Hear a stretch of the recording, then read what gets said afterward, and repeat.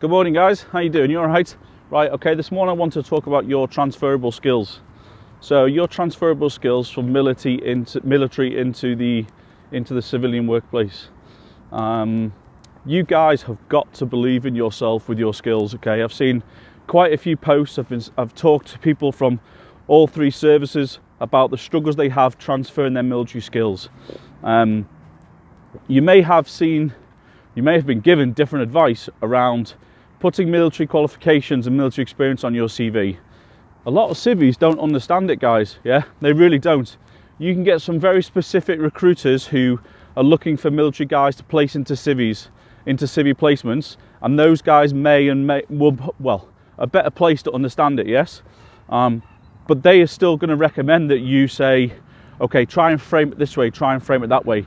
They won't understand, guys. You really need to work hard on getting those transferable skills over. And when I say transferable skills, okay, let's take a couple examples. One of the things that you guys do without even thinking is managing the sheep, right? Whether you've got to get a troop, a platoon, a company together at a certain time to do a certain thing, you do that without thinking, right? That's a skill. If you do that in an office, I will say the same thing. Herding cats comes to mind, where you're trying to get civvies into one place to do a very specific thing, right? And when they're there, they're very focused, yeah? They all get paid a lot of money to do certain things, but getting them there in the first place, arranging for calendars, can be a task in itself. Where I work at the minute, there's something like 40 meeting rooms, there's 1,200 people in the office, and I need to collaborate on a daily basis, and it probably takes up about 2 or 3% of my day arranging calendars. But it's a skill. Anyone can do it, but can you do it well? Can you meet with people? Can you connect relationships? Don't just pick up the phone, don't just fire off an email. That is a transferable skill. Get it down. And I don't mean I arranged a troop of blokes every morning at 8 o'clock to attend a roll call. Don't be silly, okay? We're talking about here is transporting a company via road transport, organising trucks, organising catering to attend at ranges, right? But you don't say ranges, you say an offsite, okay? That's what they're looking for. Those are organisational skills. These are base skills, right? These are soft skills which they're looking for, but they want evidence that you've done it, okay? That's the very Billy basics. Then let's go more into, I don't know, let's go into a bit of a skill set. So when I was in the engineers, I was a plantee, so roads and airfields.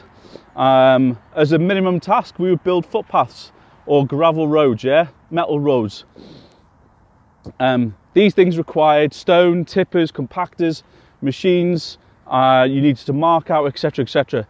That's full project planning, and we would do some of these, depending on the size of the job. We would do some of these more formal project planning, but some of them we were so used to, we'd just bang it out and then go back to the op centre for the day.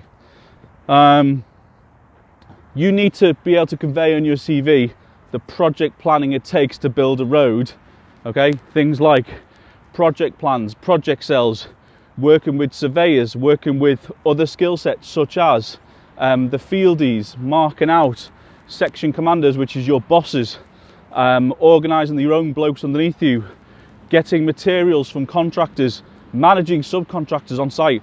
All those, you just need to be able to think about, all right, so there's the military terms, how do I switch them over into civilian terms, okay? So that's transferring your skills. Please, please, please do not fill your CV full of military jargon and shite, okay?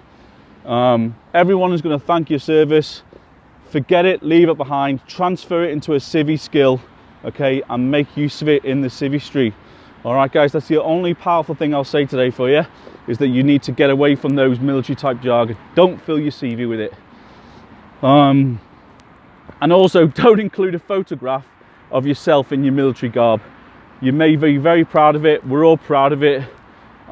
It may have a second of glimmer in Civvy Street, but also what it may do is have 10 seconds of, oh, I'm hiring a squaddy who fucking loves his uniform. You know what I mean? Don't give them the chance to put any sort of negative spin into it, all right? Just give them a CV full of positives. They can say, holy crap, I didn't know the army did that. Holy crap, I didn't know the RAF did that. That's what you want to do, transferable skills, okay? So that's a very brief overview, and I apologise I'm just a bit passionate on that piece because I just see so many guys that I know have got some quality experience. I've seen a few CVs and they just lament on the military jargon. Get rid of it, cut it out, do it today, and then resend the CVs out. All right, guys. So